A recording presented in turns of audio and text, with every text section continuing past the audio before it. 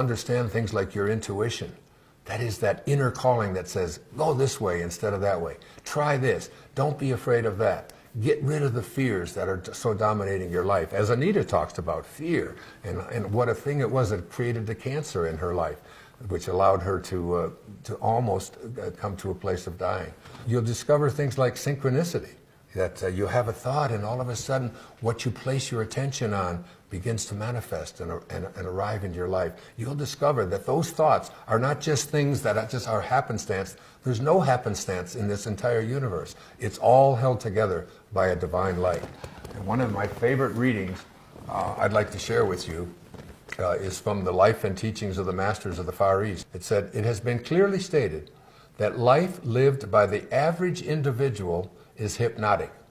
That is, the majority of men and women are not living life as it was intended at all. Not 1 in a million feels the freedom to live what he inwardly feels he should live.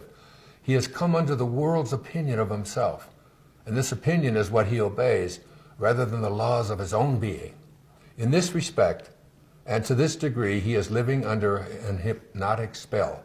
It's like hypnosis. He lives under the delusion that he is a mere human being living in a merely material world and only hopes to escape it when he dies and goes to what he calls heaven. This is not the determination intended in the plan and purpose of life.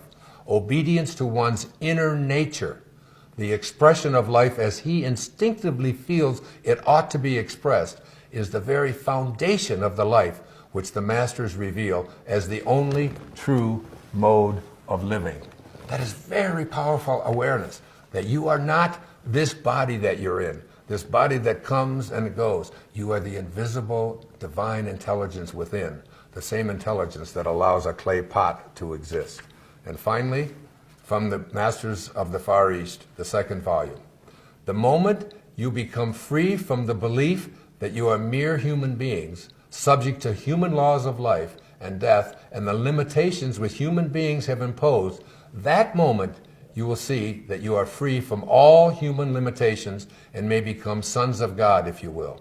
The moment you realize that you are divine, that you are free from all limitations and possessed of the strength of divinity, and you know that this divinity is the place where being comes most directly in contact with God, man is then beginning to see and know that this divinity is not something to be injected into each other from without. He is beginning to know that it is the very life of each and every person, your essence, the light within you.